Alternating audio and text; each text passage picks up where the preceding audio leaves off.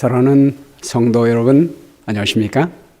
기쁘고 복된 안식일입니다. 우리 다 함께 기도하고 예배 시작하겠습니다.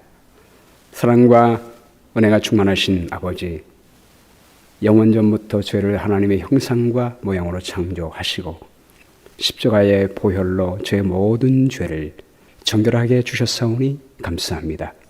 다시 저희를 하나님의 자녀 삼아주시고 왕같은 제사장으로 삼아주신 은총과 은혜를 감사합니다. 이 시간에 성령 하나님을 예배에 초청합니다. 신령과 진정으로 드리는 예배가 되게 도와주시고 성령의 감동으로 예수님의 사랑을 전하게 도와주시고 하나님의 사랑으로 변화되어 온전히 하나님의 영광을 나타내는 생애로 삼아주시기를 간절히 바라오며 예수님 이름으로 기도합니다. 아멘. 오늘은 구하는 자에게 주시는 성령이라고 하는 제목으로 하나님 말씀 증거하도록 하겠습니다. 가수 중에 레인이라고 하는 가수가 부른 노래 중에요, 최고의 선물, The Best Present라고 하는 노래가 있습니다. 저는 이 노래를 한 번도 들은 적은 없습니다. 근데 이번 설교 준비를 위해서 구글에 우리에게 최고의 선물이 무엇인지 쳤더니 이 노랫말이 나왔는데요. 저는 한 번도 들어보지 못했지만 이 노래 가사가 오늘 설교와 굉장히 밀접한 관계가 있고 또 좋은 가사라서 여러분께 소개해 드립니다. 힘이 들고 지쳐서 나 쓰러질 때쯤, 서서히 내 모든 것을 포기할 때쯤 날 안아준 건 너였어. 날 붙잡아 준 건 너였어. 그래서 그래, 너였어.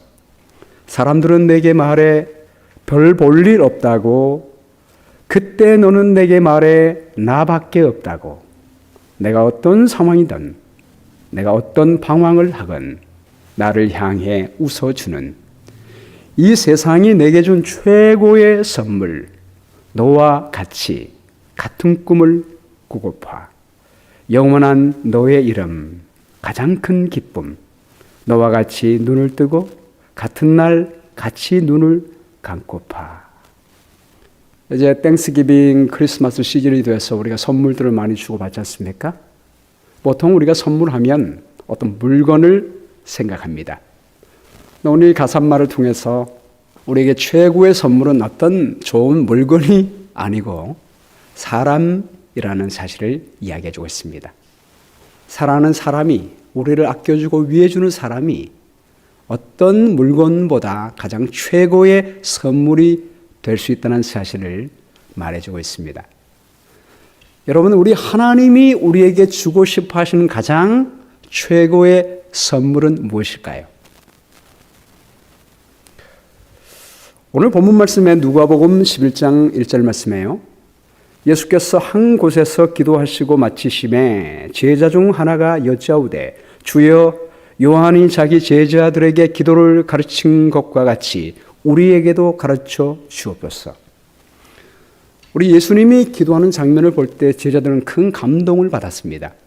우리 예수님이 하시는 모든 사역이 기도와 연관이 있다는 것을 느끼게 된 것입니다. 그래서 제자 중 하나가 부탁합니다. 선생님, 침례 요한도 그의 제자에게 기도하는 법을 가르쳐 주었는데 저희에게도 기도하는 법을 가르쳐 주세요. 그때 우리 주님이 주 기도문을 가르쳐 주십니다. 2절부터 5절까지는 주 기도문을 말씀해 주신 다음에 5절부터 한 비유를 통해서 우리가 기도할 때 어떤 태도로 기도하면 좋은지, 그리고 무엇을 구하는 것이 가장 좋은지를 말씀해 주셨습니다. 5절 말씀해 보면요, 또 이르시되 너희 중에 누가 벗이 있는데 밤중에 그에게 가서 말하기를 벗이여 떡 3덩이를 내게 구워달라. 내 벗이 여행 중에 내게 왔으나 내가 먹일 것이 없노라 하면 그가 안에서 대답하여 이르되 나를 괴롭게 하지 말라. 문이 이미 닫혔고 아이들이 나와 함께 침실에 누웠으니 일어나 너에게 줄 수가 없노라 하겠느냐? 내가 너에게 말하노니 비록 벗됨으로 인하여 선은 일어나서 주지 아니할지라도 그 간청함을 인하여 일어나 그 요구대로 주리라. 먹을 것이 없다는 그 긴박한 마음을 가지고 구하게 될 때 간청함을 인하여 줄 것이다 라는 기도의 중요한 원칙을 말씀해 주십니다. 그리고 중요한 태도에 대해서 이어서 말씀하십니다. 내가 또 너희에게 이르노니 구하라 그러면 너에게 주실 것이요 찾으라 그러면 찾아낼 것이요 문을 두드리라 그러면 너에게 열릴 것이니 구하는 이마다 받을 것이요 찾는 이는 찾아낼 것이요 두드리는 이에게는 열릴 것이니라. 너희 중에 아버지 된 자로서 누가 아들이 생선을 달라 하는데 생선 대신에 뱀을 주며 알을 달라 하는데 전갈을 주겠느냐? 너희가 악할지라도 좋은 것을 자식에게 줄 알거든. 하물며 너희 하늘 아버지께서 구하는 자에게 성령을 주시지 않겠느냐? 우리가 간절한 마음으로 간청하면 우리 하나님이 반드시 주실 것이라고 약속을 하신 다음에 우리 예수님께서는 아버지께서 우리에게 주고 싶어 하시는 가장 최고의 선물을 소개하십니다. 그리고 그것을 구하라고 하십니다. 여러분 그 선물이 무엇입니까? 성령이십니다. 아비가 자식에게 가장 좋은 것을 주고 싶어 하는데 하늘 아버지께서는 우리에게 가장 좋은 것을 주고 싶어 하시는데 그 선물은 성령이다라고 우리에게 귀뜸해 주십니다. 여러분이 우리 예수님이 우리에게 귀뜸해 주신 이 최고의 선물 성령 하나님을 구하지 않으시겠습니까? 오늘 말씀에 이 성령 하나님을 구할 때 받을 수 있는 중요한 팁을 주님께서 우리에게 전해 주십니다. 첫 번째는 긴급한 마음으로 성령을 구하라 라고 말씀하십니다.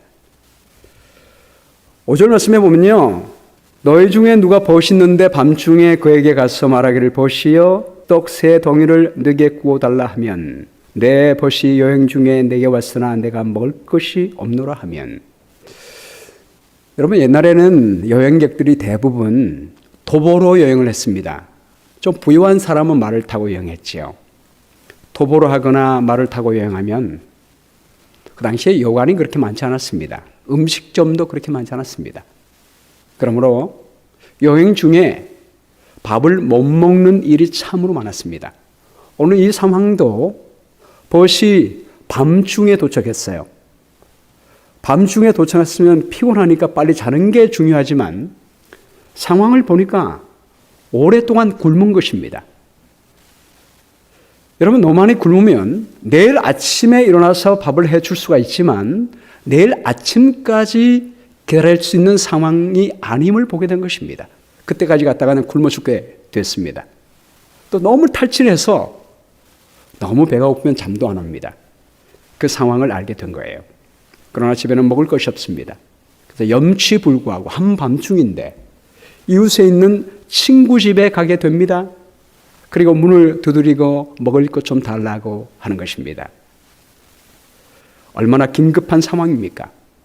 그때 그가 안에서 대답하여 이르되 나를 괴롭게 하지 말라 문이 이미 닫혔고 아이들이 나와 함께 침실에 누웠으니 일어나 내게 줄 수가 없노라 하겠느냐? 이 상황을 볼 때 이 집은 아마 아이를 재우는데 굉장히 어려움을 겪었던 것 같아요. 겨우 재웠습니다. 근데 음식을 주기 위하여 부시럭거리면서 소리내어 일어나 일을 하게 되면 아이들이 또 깨어납니다. 그럼 아이들을 다시 재우는데 큰 어려움이 있습니다. 그러나 그것보다 그 불편함보다 그 귀찮음보다 긴급한 상황이 있는 것입니다. 오랫동안 배를 걸고 온 그 친구의 친구. 긴급한 상황이잖아요. 그렇기 때문에 그 절박함을 채워주기 위하여 일어나 음식을 준다고 말했습니다. 일어나 내게 줄 수가 없노라 하겠느냐? 여러분 우리가 긴급한 상황 속에서 절박한 마음으로 간구한다면 주지 않을 수 없다고 말씀하고 있는 것입니다. 우리가 성령 하나님에 대하여 정말 긴급한 마음으로 간절한 마음으로 간구할 때 우리 하나님께서도 성령을 주신다고 말씀하고 있습니다. 스가랴 4장 6절에 보면요. 그가 내게 대답하여 이르되 여호와께서 스룹바벨에게 하신 말씀이 이러하니라. 만군의 여호와께서 말씀하시되 이는 힘으로 되지 아니하며 능력으로 되지 아니하고 오직 나의 영으로 되느니라. 여러분, 이 상황이 어떤 상황입니까? 이스라엘 백성들이 바벨론에서 70년간의 포로 생활을 마치고 고레스의 도움으로 이스라엘에 돌아오게 됩니다. 하나님의 은혜로 고레스는 모든 기물, 재료를 다 대주고 예루살렘 성전을 다시 중건하라고 도와주게 됩니다. 그 당시에 사마리아 사람들이 방해를 해서 왕에게 거짓 고소를 하게 되는 것입니다. 이 사람들이 성전과 성벽이 완공되면 왕께 반역을 하게 될 것입니다. 과거에 그런 전적이 많이 있습니다. 그러자 왕이 그 고소를 받아들이게 돼요. 여러분, 옛날에는 이 반역이 언제나 일어날 수가 있었기 때문에 반역죄는 왕이 굉장히 신경을 쓰는 부분이었습니다. 그래서 그것을 받아들여서 왕이 정식으로 성전 건축을 중단하라는 명령을 내린 것입니다. 정부에서 공식적으로 건축하지 말라는 명령이 내렸으므로 건축할 수가 없습니다. 정말 불가능한 상황 속에 놓이게 된 것입니다. 그때 많은 백성들이 포기하고 있습니다. 그때 하나님께서 주신 말씀이 이겁니다. 이는 힘으로 되지 아니하며 능력으로 되지 아니하고 오직 나의 영으로 되느니라. 그래, 사람의 힘으로는 할 수 없다. 사람의 능력으로는 이 어려움을 헤쳐나갈 수 없다. 그러나 오직 나의 영으로 하나님의 성령의 능력만이 이것을 도와줄 수 있다. 성령께 구하고 성령께서 역사하시면 가능하다라고 말씀해 주셨던 것입니다. 큰 산아 내가 무엇이냐? 내가 수룹바벨 앞에서 평지가 되리라. 우리의 인생 앞에 아무리 큰 어려움이 있을지라도 아무도 도와주지 못한다 할지라도 성령께서 도와주신다면 가능하며 큰 산도 평지가 될 것이라고 말씀하고 있습니다. 이 말의 용기를 얻은 수룹바벨은 성령 하나님께 간구했습니다. 성령 하나님 안 되면 안 됩니다. 긴급한 마음으로 간절한 심령으로 아뢰었을 때 성령께서 임하셨습니다. 그리고 우리가 잘 아는 것처럼 예루살렘 성전이 완공이 되는 것입니다. 나중에 성벽까지 다 완공이 되어집니다. 여러분, 우리가 긴박한 마음으로 기도하면 우리 하나님은 반드시 들어주십니다. 예수님도 마찬가지입니다. 누가복음 3장 21절에 보면 백성이 다 침례를 받을세 예수도 침례를 받으시고 기도하실 때에 하늘이 열리며 성령이 비둘기 같은 형체로 그의 위에 강림하시더니. 여러분, 예수님께서 침례 받고 나서 성령이 자동적으로 임했을까요? 아닙니다. 오늘 본문 말씀에 보면 침례 받으시고 기도하실 때에 하늘이 열리며 성령이 강림하셨다고 말씀하고 있습니다. 왜 우리 주님은 침례 받자마자 하나님께 성령을 간구했을까요? 예, 우리 주님은 이 땅 위에 우리를 구원하러 오셨습니다. 우리를 사망에서 생명으로 건지기 위하여 오셨습니다.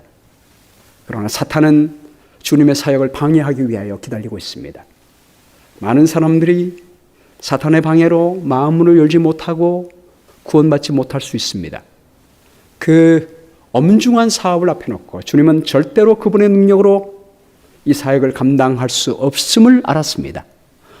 물론 예수님은 그분의 신성의 능력으로 할 수 있습니다. 그러나 우리 예수님은 구원의 사역을 하실 때 신성을 사용하지 않으십니다. 왜냐하면 우리의 모본이 되셔야 하기 때문입니다. 그래서 우리 예수님은 당신의 능력보다도 성령의 능력을 간구하신 것입니다. 이것은 우리가 성령의 능력을 구하면 성령께서 우리에게 임하실 때 우리도 주님이 우리에게 주신 구원의 사역을 감당하며 죄를 이길 수 있기 때문입니다. 그래야 우리 예수님이 하나님께 간절히 기도했을 때 즉각적으로 아버지께서 그 기도에 응해 주셨습니다. 하늘이 열리고 하나님의 성령이 비둘기처럼 내리게 된 것입니다. 하늘로부터 소리가 나기를 너는 내 사랑하는 아들이라 내가 너를 기뻐하노라. 여러분, 이 음성은 예수님 위한 음성일 뿐 아니라 그 이후에 침례받고 성령 받는 우리 모두에게 향하신 우리 아버지의 음성이십니다. 너는 내 사랑하는 아들이라. 예수님만 하나님의 아들이 아닙니다. 우리가 침례받고 거듭나면 우리 모두가 하나님의 자녀가 됩니다. 너는 내 사랑하는 자녀가 됐기 때문에 내가 당연히 약속한 성령을 너에게 주마라고 말씀하십니다. 언제든지 우리가 기도하면 주님은 약속하신 성령을 주시겠다고 약속하고 있습니다. 초대교회도 마찬가지예요. 우리 예수님이 승천하시면서 사도행전 1장 8절 말씀에 오직 성령이 너에게 임하시면 너희가 권능을 받고 예루살렘과 온 유대와 사마리아와 땅 끝까지 이르러 내 증인이 되리라 하시니라. 주님이 하늘에 가시면서 영원 구원의 사명을 우리 모두에게 맡겨주셨습니다. 그러나 우리 능력으로 안 됩니다. 오직 성령이 임하셔야 가능합니다.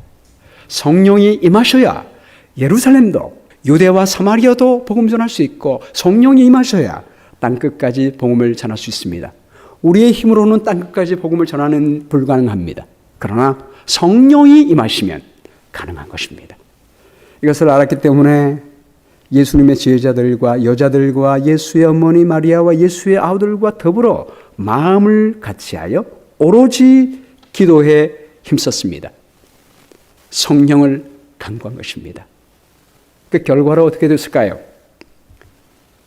사도행전 2장 1절 말씀에 오순절 날이 이미 이르매 그들이 다 같이 한 곳에 모였더니 호련히 하늘로부터 급하고 강한 바람 같은 소리가 있어 그들이 앉은 온 집에 가득하며 마치 불의 혀처럼 갈라지는 것들이 그들에게 보여 각 사람 위에 하나씩 임하여 있더니 그들이 다 성령의 충만함을 받고 성령이 말하게 하심을 따라 다른 언어들로 말하기를 시작하리라. 여기 각 사람 위에 임하여 있더니 라고 했습니다. 그날 성령을 구한 모든 교인들의 각자의 심령 속에 성령이 임하셨습니다.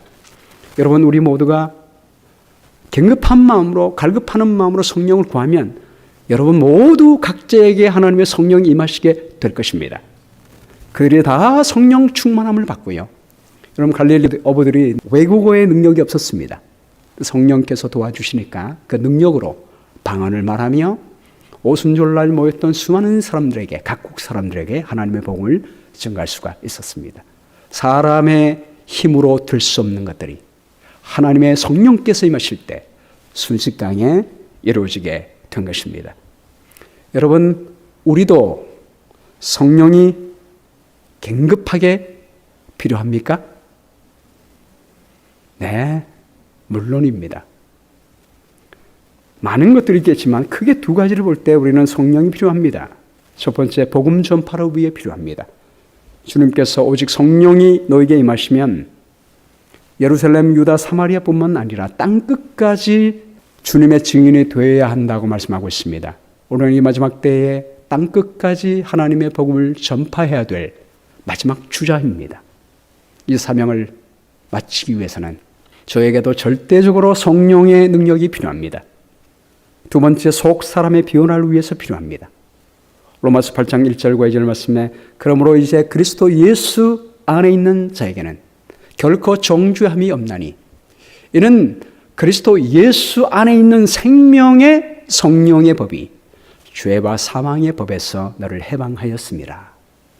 우리 안에 있는 이 죄의 법을 이길 수 있는 능력은 오직 성령의 법밖에 없습니다.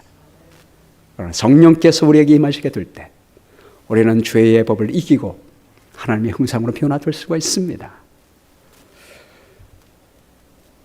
여러분, 우리는 성령 받을 자격이 있습니까? 없습니까?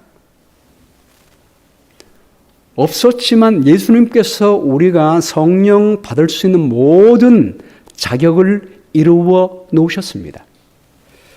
사도행전 2장 32절 말씀에요. 이 예수를 하나님이 살리신지라 우리가 다 이 일의 증인이로다. 하나님이 오른손으로 예수를 높이시매 그가 약속하신 성령을 아버지께 받아서 너희가 보고 듣는 이것을 부어 주셨느니라. 우리 아버지께서 우리에게 성령을 부어주신 그 과정을 여기에 담고 있습니다. 첫 번째, 예수님을 죽음에서 살리셨습니다. 예수님이 죽게 하셨고 우리의 죄값을 다 갚게 하신 다음에 죽은 예수님을 살려주셨습니다. 그런 다음에 오른손으로 예수님을 높이셨습니다. 이 오른손으로 높이시다 이 말은요, 하나님의 보좌 우편에 앉은 사람은 왕의 권력을 대행할 사람을 말합니다. 왕의 자리에 앉는 것을 말합니다. 그런 다음에 약속하신 성령을 아버지께서 예수님께 주셨고 예수님이 성령 하나님을 우리에게 보내어 주신 것입니다. 이 말씀을 통해서 우리가 성령을 받기 위하여 우리 예수님이 이루어주신 일을 말씀하고 있어요. 첫 번째는 우리 죄를 갚으셔야 합니다. 왜냐하면 우리 죄인에게 성령께서 거룩한 하나님이 함께 하실 수는 없습니다. 죄의 문제가 해결돼야 됩니다. 예수님이 우리 죄값을 갚으셨고요. 그리고 부활하심으로 말미암아 우리에게 새로운 생명을 주셨습니다. 우리가 거듭난 사람이 되게 해주셨습니다. 그리고 하늘에 오르셔서 왕의 자리에 앉게 하신 다음에 성령 하나님을 우리에게 보내어 주시게 된 것입니다. 우리가 성서를 보면 이 과정을 다 알 수가 있습니다. 여러분, 죄인이 양을 끌고 성소에 들어와서 죄를 안수한 다음에 그 어린 양을 대신 번제단 위에 사르게 되면 번제단의 불로 말미암아 우리 모든 죄가 다 태워짐을 상징하고 있습니다. 그런 다음에 물두멍을 거치게 됩니다. 침례를 의미하고 있죠. 그리고 나서 성소 안으로 들어가게 되는 것입니다. 제사장이 어린 양의 피가 없이는 성소 안에 들어갈 수가 없습니다. 그리고 성소에 들어가면 촛대가 있죠. 이 촛대는 성령을 상징하고 있습니다. 성령의 비추심으로 하나님의 떡을 먹고 분향을 통하여 하나님께 기도하게 되는 것입니다. 우리가 이 성소 안에 들어가서 성령을 받을 수 있는 요건은 먼저 뜰에서 번제단 위에서 우리 죄가 사루어져야 합니다. 그리고 물두멍에서 침례를 받아야 하는 것입니다. 우리가 성령 하나님을 받을 수 있는 자격이 있는 것은요, 예수님이 이미 십자가 위에서 우리 모든 죄의 값을 갚아 주셨기 때문입니다. 죄가 이미 사해졌습니다. 그리고 침례를 통하여 우리가 그분의 죽으심을 받을 때 그분의 용서와 새로운 생명이 우리의 것이 되는 것입니다. 그러므로 우리에게 죄는 사라졌고 우리는 새로운 생명으로 거듭났기 때문에 성령께서 우리의 심령 속에 들어올 수가 있는 것입니다. 할렐루야. 그래서 베드로가 오순절날 모이는 수많은 사람들을 향하여 그들이 우리가 어찌했으면 좋겠습니까? 라고 물을 때 이렇게 말했습니다. 베드로가 이르되 너희가 회개하여 각각 예수 그리스도의 이름으로 침례를 받고 죄의 사함을 받으라. 그리하면 성령의 선물을 받으리라. 여기 이 과정이 나와 있잖아요. 우리가 예수님의 십자가를 바라보고 번제단의 어린 양을 올리기 전에 회개했듯이 회개하면 이미 예수님의 용서가 우리의 것이 되는 것입니다. 우리가 침례를 통해서 그분의 죽음과 부활을 받아들이면 우리는 주의 사함을 받게 됩니다. 성령의 선물을 받을 수가 있게 되는 것입니다. 여러분이 예수님의 십자가를 믿으셨습니까? 침례 받으셨습니까? 그러면 여러분 모두는 성령 선물로 받을 수가 있습니다. 이번에 연말 기도주일, 바로 내일부터 저희가 연말 기도주일 시작하게 되는데요. 연말 기도주일을 시작으로 해서 예전에는 저희가 한 주일만 기도하는데 이번에는 40일을 함께 기도하게 됩니다. 여러분께 두 교재를 드렸는데요. 우리 40일 기도책과 더불어 개인적 신앙 부흥의 단계라고 하는 책을 드렸습니다. 이 책 속에는요, 40일 동안 성령을 간구하는 기도를 할 때에 성령께서 어떻게 임하시는지 그 경험을 많이 싣고 있습니다. 참 은혜로운 책이에요. 그 중에 한 가지만 여러분께 소개합니다. 이 책 30쪽에 보면 13세의 악동과 성령이라고 하는 제목이 있어요. 그 이야기를 여러분께 읽어드리겠습니다. 저는 오스트리아의 포라를베르크에 있는 엘리야 삼류학교에서 10세로부터 15세 사이의 학생들을 담임한 교사입니다. 제가 개인적 신앙 부흥의 단계를 읽기 1년 전에 저희 학교에 전학한 어떤 남학생으로 인해 평온한 오아시스 같은 학교 분위기가 온통 돛대기 시장이 되어버렸습니다. 그 당시 학생은 13세였는데 그런 학생들 중에 체격도 제일 크고 기운도 셌습니다. 다음은 본인의 이야기입니다. 제가 이 학교에 등교한 둘째 날에 그만 분을 참지 못하여 같은 반 학생 하나와 싸움을 벌였습니다. 저보다 훨씬 힘이 약한 그 아이를 두들겨주고 호되게 꾸짖었습니다. 다시 그를 보기도 싫었습니다. 늘 그랬듯이 저는 사후에 그 사건 후란 말이죠. 잘못을 뉘우치고 사과를 했지요. 그러나 자신의 의지에 기초를 둔 그의 노력은 오래 지탱될 수 없었습니다. 지금부터 선생님의 다시 말이에요. 처음에는 하루가 멀다고 소동을 벌였지만 그래도 사태는 점점 호전되었습니다. 교장 선생님이 면담하고 함께 기도해 줬기 때문입니다. 그는 아침마다 영적 능력을 위해 기도하기 시작했습니다. 그의 감정 격발과 다투는 건수는 줄어들기 시작했습니다. 그가 전학 온 지 11개월이 지나자 사태는 눈에 띄게 호전되었습니다. 하지만 그의 쉽게 화내는 성미, 욕하는 버릇, 주먹을 휘두르는 버릇 등은 좀처럼 없어지지 않았습니다. 우리의 중보 기도에 성과가 있었던 것은 사실입니다. 그러나 그의 마음 상태는 여전히 잘못되어 있었고 변화시키는 성령의 능력은 여전히 부족했습니다. 이것은 우리의 경험을 말하고 있지 않습니까? 우리가 나쁜 성질들, 습관들이 있는데 우리가 기도하고 또 다른 분들이 우리를 위하여 기도해 주면 우리가 호전되고 나아지는 것은 사실입니다.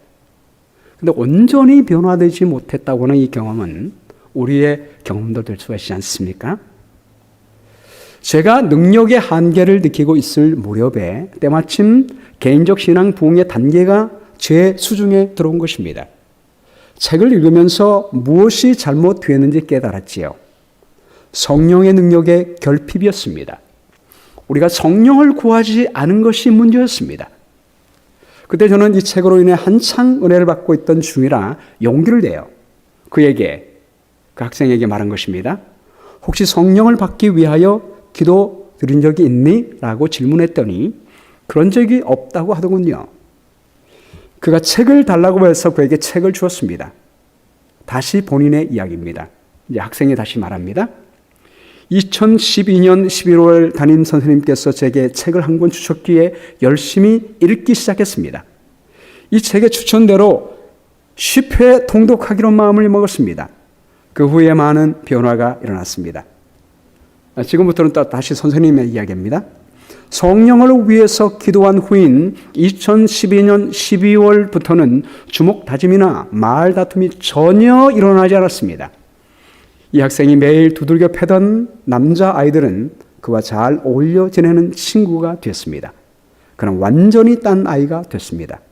그는 공손하고 친절해졌습니다. 과격한 성미는 온화한 성미로 변했습니다. 하나님께서 역사하셨다고 그분들이 인정합니다. 성령의 열매가 보입니다. 그는 2013년 6월에 침례를 받았습니다. 이것이 성령의 역사가 아니면 무엇일까요? 여러분, 우리 인간이 노력을 하면 조금씩 진전되긴 합니다. 그러나 근본적으로 바뀌지 않는 것입니다. 성령께서 역사하시면 새롭게 창조하는 것입니다. 완전히 새로운 사람으로 거듭나게 변화시켜 주십니다. 두 번째는 지속적으로 성령을 구하라고 하는 것입니다. 본문 누가복음 11장 5절 말씀에 너희 중에 누가 보시는데 라고 말하면서 밤에 와서 간절히 구하면 일어나 내게 줄 수 없노라 하겠느냐. 내가 너에게 말하노니 비록 벗됨으로 인하여서는 일어나 주지 아니할지라도 그 간청함을 인하여 일어나 그 요구대로 주리라. 너무 사정이 긴박하기 때문에 벗이 와서 그런 긴박한 사정을 얘기하는데 들어주지 않겠느냐 말하고 있습니다. 그 상황이 절박하면 대부분 들어주는 것입니다. 근데 그렇지 않을지라도 간청할 때 들어준다라고 말씀하고 있습니다. 여기 예수님께서 우리에게 성령을 구하는 아주 중요한 포인트를 말씀하고 있습니다. 왜 벗됨으로 인하여 주지는 않을지라도 간청하면 줍니까? 물론 첫 번째 귀찮다는 의미도 있겠죠. 괜히 안 주면 계속 귀찮게 구니까 빨리 줘야 일이 해결되기 때문에 그렇습니다. 그러나 우리 하나님은 그런 분이 아니잖아요. 그 귀찮다는 의미보다 계속 간청함을 통하여 그의 절박함을 더 알게 되는 것입니다. 그러니 주지 않을 수가 없는 것입니다. 여러분, 우리 하나님께서도 왜 우리가 절박하게 간청할 때 주십니까? 하나님의 성령의 선물은 정말 간청하고 절실히 필요한 사람에게 주어지게 됩니다. 진주를 개에게 던지지 말라라고 하는 얘기가 있지 않습니까?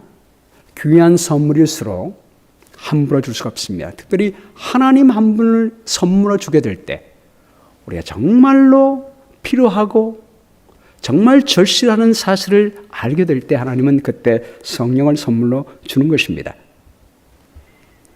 그러면서 9절 말씀에 우리에게 간청하는 것이 무엇인지를 말씀하고 계세요. 9절부터 13절 말씀에 구하라라고 하는 얘기가 6번이 등장합니다.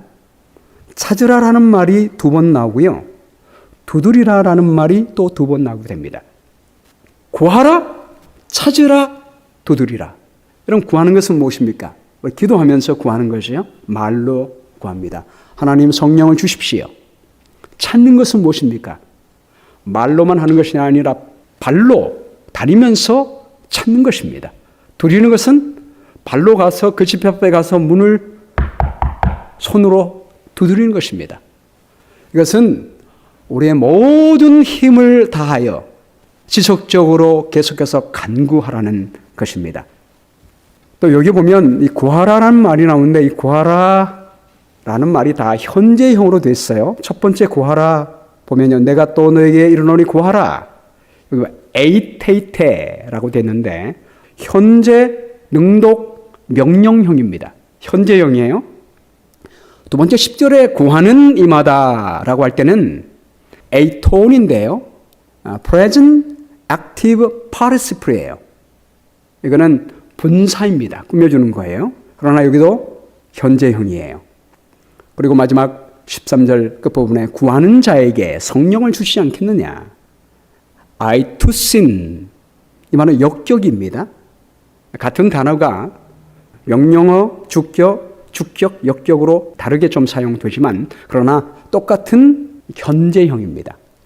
헬라 말에 있어서 현재형은 계속적으로 하라 그 말입니다. 우리가 하나님께 성령을 구할 때 어떻게 구하라고요? 한 번, 두 번이 아니라 계속 구하라는 거예요. 여러분, 우리 하나님이 기억력이 없으셔서 우리가 리마인드 시켜주기 위하여 계속 구해야 합니까? 한 번 구하면 알아듣고 주셔야 되는 게 아닌가요? 근데 왜 이렇게 성령은 매일마다 구하라고 말씀하고 있을까요? 이것은 간절함을 넘어선 의미가 있습니다. 에베소 5장 18절 말씀이에요. 중요한 성경절이니까 우리 함께 읽겠습니다. 시작. 오직 성령으로 충만함을 받으라. 성령으로 충만함을 받으라. 이 말이 폴레이로라고 하는 말인데요. 이 말은 to make full. 우리 안에 충만하게 임한다는 의미를 갖고 있습니다. 우리 성령께서는 손님처럼 그냥 잠깐 방문했다가 가시기를 원치 않습니다. 우리 안에 항상 충만하게 모든 시간에 날마다 계속 지속적으로 함께하기를 원합니다. 그래서 충만함을 받으라. 여기 받으라는 말 의미에도 present passive imperative예요. 현재형으로 됐습니다.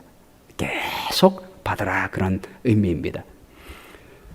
고린도전서 3장 16절 말씀에 너희는 너희가 하나님의 성전인 것과 하나님의 성령이 너희 안에 계시는 것을 알지 못하느냐. 여러분, 우리 하나님은 언제나 우리 안에 머물러 있게 되기를 원합니다. 우리가 성전이 돼요. 하나님은 우리 안에 항상 거하시며 우리와 동행하게 되기를 원하시는 것입니다. 더 놀라운 축복은 성령께서 항상 우리 가운데 머물러 거하시게 될 때 누가 함께 하시느냐? 예수님이 거하시게 됩니다. 에베소 3장 16절 말씀에요. 그의 영광의 풍성함을 따라 그의 성령으로 말미암아 너희 속사람을 능력으로 강건하게 하시오며 믿음으로 말미암아 그리스도께서 너희 마음에 계시게 하시옵고. 성령이 충만히 가게 될 때 성령 하나님을 통하여 그리스도께서 우리 마음에 계십니다. 너희가 사랑 가운데서 뿌리가 박히고 터가 굳어져서 능히 모든 성도와 함께 지식에 넘치는 그리스도의 사랑을 알고 그 너비와 길이와 높이와 깊이가 어떠함을 깨달아. 성령께서 함께 하시면 우리 예수님의 사랑이 얼마나 충만한지, 우리를 얼마나 사랑하시는지, 여러분을 얼마나 사랑하시는지 그 사랑을 깨달아 알게 해주시겠다고 약속하고 있습니다. 실제적으로 여러분, 우리 성수에서 성령께서 떡상을 비춘다고 했잖아요. 떡상은 하나님 말씀을 의미합니다. 우리가 하나님 말씀 읽을 때마다 예수님의 사랑을 우리의 마음속에 부어주십니다. 그리고 세 번째, 하나님의 모든 충만하신 것으로 너에게 충만하게 하시기를 구하노라. 하나님께서 우리와 함께 하십니다. 하나님의 모든 충만한 복을 성령을 통하여 우리에게 주시겠다고 약속하고 있는 것입니다. 이것이 바로 우리가 매일마다 성령 하나님을 초청해야 하는 이유입니다.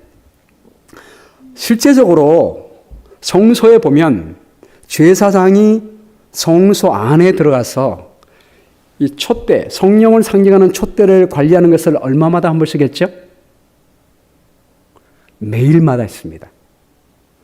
그리고 이 등불은 얼마마다 한 번씩 꺼놓죠? 꺼놓는 시간 없습니다. 밤이건 낮이건 항상 불타고 있어야 됐습니다. 항상 성령의 비침을 통하여 떡 되시는 예수님이 우리 안에 가시고 기도를 통하여 하나님 아버지와 늘 교통하게 되는 것입니다. 여러분, 우리 밥 먹을 때 며칠마다 한 번씩 식사하십니까? 3일마다 한 번씩 하십니까? 일주일마다 한 번 하십니까? 한 달마다 한 번 하십니까? 매일마다 하시지요? 왜 한 달에 한 번만 먹으면 그렇게 만들어 놓지 않고 왜 매일마다 먹게 하셨을까요? 하나님은 이 먹는 일을 통하여 우리가 성령 하나님을 영접하고 예수님을 우리 안에 영접하는 것도 매일마다 하라고 그렇게 상징적으로 그렇게 주신 줄로 믿습니다. 그러므로 여러분, 매일 성령을 초청하는 기도를 하시게 되길 바랍니다. 아침에 일어나면 성령을 구하는 기도를 먼저 해야 합니다. 왜냐하면 성령께서는 강제로 들어오지 않습니다. 우리의 자유를 존중하십니다. 그래서 우리가 마음을 열 때 들어오십니다. 침례는 일생에 한 번 받지만 성령은 매일마다 초청해야 들어오시게 됩니다. 매일 초청하게 될 때 성령은 우리 안에 들어오셔서 고린도후서 4장 16절 말씀처럼 우리의 속사람을 날로 새롭게 해 주시는 것입니다. 저는 아침에 일어나면 가장 먼저 성령을 초청하는 기도를 하거든요. 아침 새벽 기도에 말씀 증거하고 나서 제일 먼저 성령께 제 모든 하루의 스케줄을 내어놓고 그분께서 하라고 한 그 일을 합니다. 근데 지난 수요일은 아시다시피 물론 하나님을 영접하는 기도는 했죠. 그리고 이제 말씀을 위한 기도하고 새벽 기도의 말씀을 증거했습니다. 근데 그날은 새벽 기도의 말씀을 증거한 다음에 하루의 모든 삶을 성령께 맡기는 기도를 못했어요. 왜냐하면 너무 바쁜 일이 많아가지고요. 저희가 책자를 그날 22가정에게 나누어 줘야 했습니다. 그러니 빨리 나가서 저녁에 또 우리 제자 훈련이 있기 때문에 빨리 마치고 와야 되니까 말씀 묵상 방송 끝나고 또 편집해서 또 올리고 그리고 그 다음 날 말씀 준비하고 그런 다음에 바로 일찍 나갔습니다. 그러는 바람에 하루의 삶을 하나님께 드리는 기도를 못한 거예요. 22가정 다 방문하고 돌아왔습니다. 그리고 7시 반에 제자 훈련을 시작한 것입니다. 제자 훈련하고 있는데 7시 59분에 전화가 왔습니다. 카톡으로. 포트리교회 김현수 목사님이셨어요. 제가 제자 훈련하고 있으니까 목사님에게 그 터치로 I will call you later 버튼을 눌렀습니다. 근데 한 1분 뒤에 8시가 됐는데 또 전화가 오는 거예요. 이제 또 버튼을 눌렀습니다. 잠시 후에 전화 드리겠습니다. 라고 하는 메시지를 보낸 것입니다. 그리고 제자 훈련 거의 마칠 때쯤에 그 전화의 의미가 무엇인지 그때 알게 된 것입니다. 포트리 교회에서 이번 주에 연말 기도주를 하는데 저에게 말씀을 전해달라고 해서 컨퍼런스 콜로 하니까 제게 녹화해서 보내달라고 해서 제가 녹음한 걸 다 보내드렸어요. 그래서 녹음한 걸 틀어주면 되는 것입니다. 근데 저에게 수요일 날 시작하니까 저에게 먼저 인사하고 말씀이 시작되면 좋겠습니다. 그렇게 얘기하고 얘가 그렇게 하겠습니다까지 그 전날까지 다 했는데 그러나 완전히 까맣게 잊어버린 거예요. 한 번이 아니라 2번이나 왔음에도 불구하고 제가 깨닫지 못했습니다. 다 끝나고 나니까 알게 된 거예요. 그래서 제가 마치고 나서 전화했습니다. 목사님 너무 미안합니다. 그랬더니 목사님이 염려하지 마십시오. 우리 교인들에게 목사님 오늘 바쁜 일이 있어서 못 오신 것 같습니다. 내일 인사하도록 하겠습니다. 그리고 이제 준비한 말씀을 들었기 때문에 큰 문제가 없었으니까 염려하지 마십시오. 제가 얘기했습니다.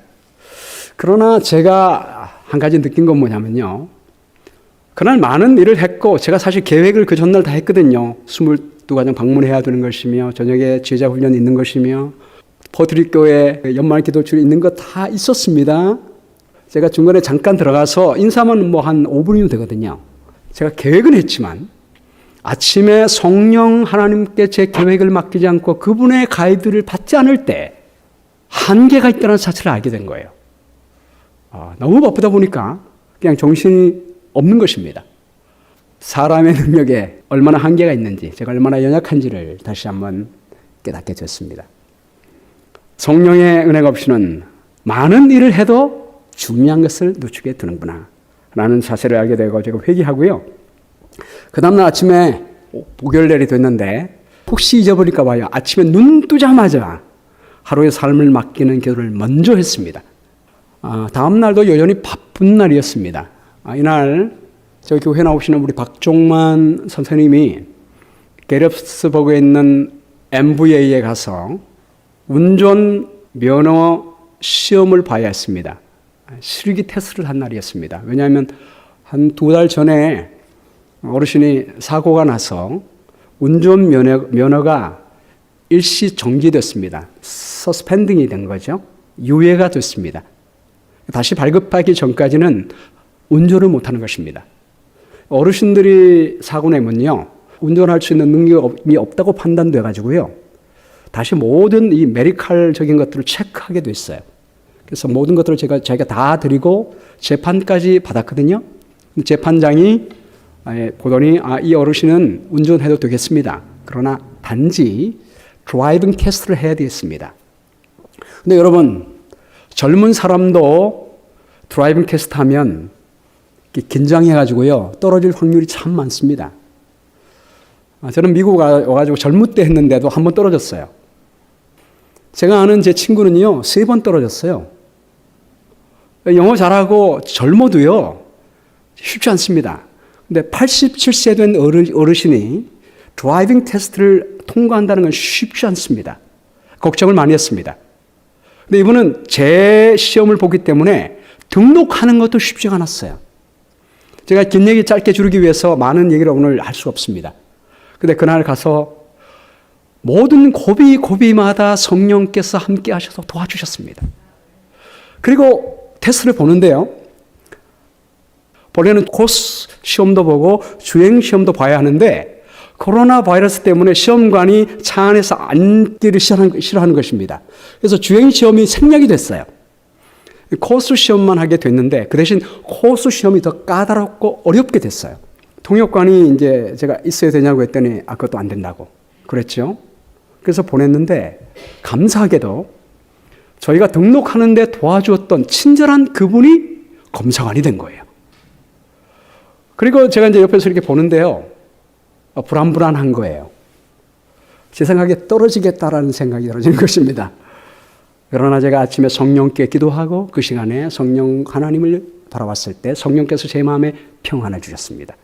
하나님께 다 맡겼습니다. 다 마치고 갔는데 패스.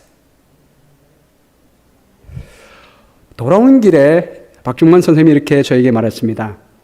제가 이번에 운전면허증이 서스펜딩 되고 다시 합격하는 이 일을 통하여 냉정과 온정을 함께 경험했습니다. 사고 났을 때 저를 신고한 사람은 저희 아파트 매니저였습니다. 냉정함을 느꼈습니다. 이 사회가 너무나 참 차구나 이걸 느꼈는데 이번에 운전면허 시험을 통하여 따뜻함, 온정, 하나님의 사랑을 느끼게 됐습니다. 할렐루야.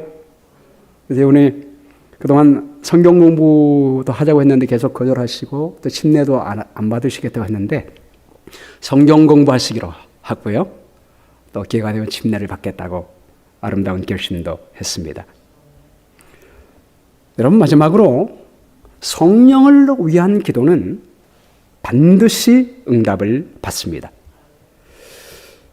오늘 본문 말씀에 벗이 여행중에 왔지만 내게 먹일 것이 없다고 했습니다. 아무것도 없는 것입니다. 근데 벗에게 가서 간청했더니 먹을 것이 생겼습니다. 간청함을 인하여 일어나 그 요구대로 주리라. 이 말씀은 우리가 성령이 없지만 하나님께 요청하면 하나님께서 요청한 요구대로 주리라 주님께서는 약속하고 계십니다. 그리고 말씀하기를 구하라 그러면 너에게 주실 것이요. 이제 여기가 파란 글자와 빨간 글자를 많이 해놨는데요. 파란 글자는 우리가 하나님께 구하는 것이에요. 빨간 글씨는 구할 때마다 주시겠다는 하나님의 약속입니다. 여러분 색깔만 봐도 파란 글씨가 있을 때마다 빨간 글씨가 이어나오죠. 구하라 그러면 너에게 주실 것이요. 찾으라 그러면 찾아낼 것이요. 문을 두드리라 그러면 너에게 열릴 것이니 구하는 이마다 받을 것이요 찾는 이는 찾아낼 것이요 두드리는 이에게는 열릴 것이니라 라고 말씀했습니다. 그리고 너희가 악해도 좋은 것을 자식에게 주는데 하늘에 계신 우리 아버지께서는 성령을 너희에게 주시지 않겠느냐라고 약속하셨습니다. 이제 내일부터 저희가 40일 기도를 해요. 왜 굳이 40일을 할까요? 사전에 있는 대로 기도와 헌신의 40일 재림을 위한 준비라고는 책자를 띄었죠. 그래서 여러분이 그 책자에 보면 40일 동안 말씀 읽고 기도하게 됐습니다. 40일을 기도하는 이유가 있어요. 구약을 보면 모세가 하나님께 가서 말씀 듣고 기도한 시간이 며칠이에요? 40일을 그렇게 했다고 했습니다. 40일을 기도했을 때, 그러니까 40년 동안을 목회할 때 40일 기도한 것 때문에 하나님께서 40년 함께한 게 아니고요. 40일 동안 하나님과 동행하는 그 습관이 되고 연습이 되다 보니까 날마다의 생애 동안에 성령을 의지하는 삶을 살게 된 것입니다. 그렇게 살았더니 40년의 모든 사역을 성공스럽게 마쳤습니다. 정말 백성들이 불평하고 싸움, 전쟁이 있고요. 그랬지만 성령 하나님 의지하고 기도했을 때 성령께서 도와주셔서 40년의 광야 생활을 성공적으로 마치고 모세는 가나안 땅 접경까지 하나님의 백성들을 인도할 수가 있었습니다.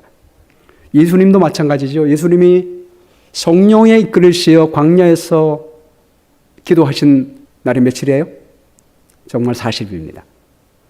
40일을 기도했을 때 그 40일 마지막 때에 줄였을 때 그때 사탄이 온 거예요. 그때 우리 주님은 이 사탄을 말씀으로 성령의 능력으로 이길 수가 있었습니다. 그리고 주님의 모든 사역들, 복음을 전하시고 포로된 자에게 자유를 주시고 병자를 고치시고 죄에 눌린 자를 자유롭게 하시니 모든 능력, 누구의 능력으로 하셨습니까? 주의 성령이 내게 임하셨으니 그분이 내게 기름 부으셨다라고 말씀한 겁니다. 우리 주님은 우리에게 40일 동안 간절히 기도할 때 그것이 날마다 성령을 구하는 습관이 되어서 매일마다 성령을 의지할 수 있는 모범을 주시게 된 것입니다. 여러분이 이 책에 보시면 굉장히 많은 기도 응답의 얘기가 나와요. 제가 다 드릴 수는 없고 한 가지만 여러분께 소개해 드리겠습니다. 스위스 추리히에서 열린 40일 기도회가 있었는데요. 거기 한 성도가 이렇게 간증을 적었습니다. 제가 출석하는 교회의 담임 목사와 저는 개별적으로 한 권씩 책을 선물 받았는데 그 책의 내용이 정말 좋았습니다. 제목이 재림 준비를 위한 기도와 헌신의 40일로 데니스 스미스 목사의 저서입니다. 여러분이 받으신 책입니다. 이 책은 한 번 읽은 다음 책장에 넣어 복원해 둘 그런 책이 아닙니다. 이 책은 저의 삶을 뒤바꾸어 놓았습니다. 저희 교회는 추리히 볼프스 빈켈에 위치해 있고 100여 명의 신자를 가진 교회입니다. 저희 교회는 최근에 신앙 부흥의 필요성을 절실히 느끼고 2011년 가을에 40일 기도회를 시작하기로 계획했습니다. 이 책에는 기도회를 운영하는 방법과 40개의 기도문을 포함하고 있습니다. 이 책은 성령의 충만, 기도, 설교, 예수님의 생애와 영적 교제 등의 주제를 다루고 있습니다. 그리하여 2011년 10월 1일 저희 교회는 부풀은 기대감으로 40일 기도회를 시작했습니다. 기도회에 거의 모든 교인들이 참여한 것은 참으로 다행스러운 일이었습니다. 저희도 이번에 대부분의 교인들이 참여하게 됩니다. 우리 6명의 장로님과 또 오재호 목사님, 우리 청장년반과 또 줌을 사용하지 못하시는 분들은 컨퍼런스 콜로 저와 함께 8개 그룹으로 대부분의 모든 교인들이 참여하게 됩니다. 기도 파트너들은 함께 기도하기 위하여 매일 만나기도 하고 문자를 주고받기도 하고 또 전화를 통해서 기도했습니다. 한 그룹은 매일 아침 6시에 만나서 예배를 드리고 기도했습니다. 지난 40일은 저에게 잊을 수 없는 추억이 되었습니다. 하나님께서 저의 많은 기도에 풍성한 응답을 주셨습니다. 특별히 기도회와 동시에 진행된 예언 세미나를 위해 드린 기도로 풍성한 응답을 받았습니다. 수많은 손님들이 참석했고 20명이 다음번 예언 세미나에 등록했습니다. 그 다음번 세미나인 2013년 예언 세미나에 매일 50명에서 60명의 손님들이 참석했는데 이런 규모의 세미나는 지난 20년 이래 추리히에서 처음 있는 일입니다. 여러분 그렇죠? 대부분의 우리 유럽 교회들이요. 전도하기 굉장히 어려워요. 그런데 40일 동안 기도했을 때 성령께서 역사하신 것입니다. 성령의 감화로 저희 교회는 끊임없는 변화를 경험하고 있습니다. 특별히 저희 소그룹들이 성장하는 모습과 신도들이 구도자를 찾아가 성경을 가르치는 모습은 온 교회에 기쁨이 넘치게 합니다. 기도회에 참여했던 성도들은 성령의 계속된 역사에 깊은 관심을 가지게 되었습니다. 저희 모두는 하나님께 온 마음으로 영광을 돌립니다. 주리 볼프스 빈켈 재림교회 출석하는 베아트리체 에거들입니다. 여러분 이런 간증이요 굉장히 많아요. 독일 퀼른에서 열린 40일 기도회와 전도 집회, 독일 바텐 비르켄베르크 교회에서 일어나는 것들, 굉장히 많은 간증들이 지금 세계 곳곳에 40일 성령 받는 기도를 통해서 성령을 체험하고 있습니다. 저도 지난 3년 전에 이 책을 영어로 된 것을 합회로부터 받았어요. 합회에서 The Steps to Personal Revival이라는 책을 저희 목회자에게 주었고요. 제가 이거를 영어로 읽었습니다. 그러면서 합회에서 기도 카드를 나눠주면서 여러분이 기도회를 하면서 5명의 영혼을 하나님께 기도한 다음에 그 영혼을 받아가지고 이름을 적어놓고 기도하게 됐습니다. 40일 동안. 저도 5명만 적지 않고 5짝을 적었어요. 10명을 적은 거죠. 그리고 이번 기도회를 위해서 제가 다시 이 책을 꺼내 보는데 그 사이에 이 책 갈피가 있는 것입니다. 제가 3년 전에 기도한 거예요. 제가 놀라운 사실을 알게 됐습니다. 10명 중에 5분이 침례 받았고 2분이 침례 공부를 지금 거의 하고 결심했습니다. 우리 안종훈 사모님, 엄종영 선생님, 엄경숙 사모님, 정명복, 정금옥 집사님이 침례 받았죠, 지금. 이 당시만 해도 거의 저에게 구도자였고 성경 공부 시작도 안 했을 때입니다. 근데 놀랍게 침례를 다 받았고요. 최근에 우리 윤정욱 형제님이 저에게 목사님, 저 침례 받기로 결심했어요. 우리 윤정욱 형제님은 오랫동안 침례 받으라고 권해도 결심을 안 했던 분인데 저에게 그렇게 얘기하는 거예요. 제가 오재호 목사님께 얘기해서 오재호 목사님과 그동안 성경 공부했는데요. 침례받기로 결심했습니다. 우리 송종숙 우리 사모님도 지금 열심히 성경 공부하고 있습니다. 나머지 세 분은요. 지금 진행 중이기 때문에 제가 이름을 가렸습니다.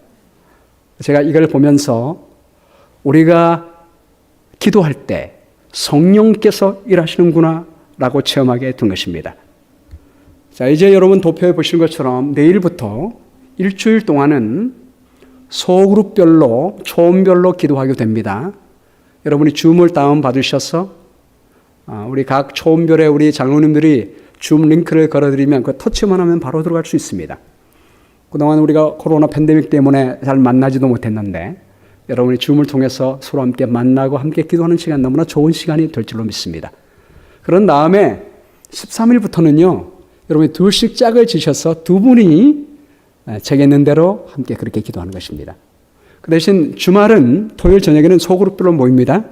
일주일 동안 있었던 경험을 함께 나누고 은혜를 나누는 일을 하게 될 것입니다.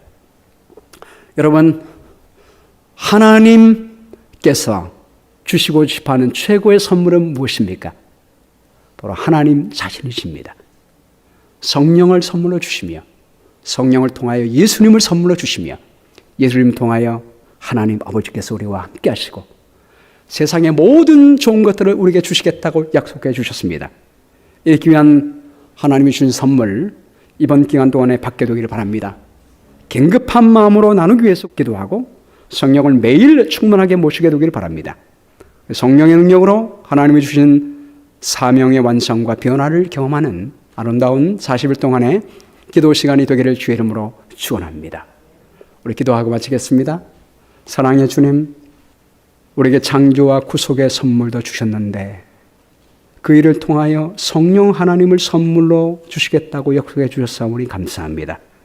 그동안 우리가 성령께 기도했지만 이번 40일 동안에 매일마다 기도함으로 성령을 우리 안에 늘 모시는 습관이 들여질 수 있도록 인도해 주시게 되었기를 간절히 바랍니다. 이번 기간 동안에 성령 하나님을 통하여 예수님을 우리 마음속에 모시고 우리 아버지 하나님과 하늘의 모든 충만한 축복을 경험하는 귀한 축복의 기간이 될 수 있도록 인도해 주시게 되었기를 간절히 바랍니다. 이제는 하나님의 사랑과 예수님의 은혜와 성령의 감화 감동하심이 이제 성령 받기 위하여 기도하는 우리 모든 성도들과 이 시간에 또 귀한 헌금으로 또 우리의 삶으로 하나님께 드리는 우리 모든 주의 성도들에게 함께 주셔서 성령 충만으로 하늘의 축복으로 채워주시게 되었기를 예수 그리스도의 귀하신 이름으로 축원하옵나이다. 아멘. 감사합니다. 이 복전한 시기를 우리 성령 하나님을 통하여 아버지 하나님과 예수님과 동행하는 아름다운 안식일 되기를 주의 이름으로 축원합니다.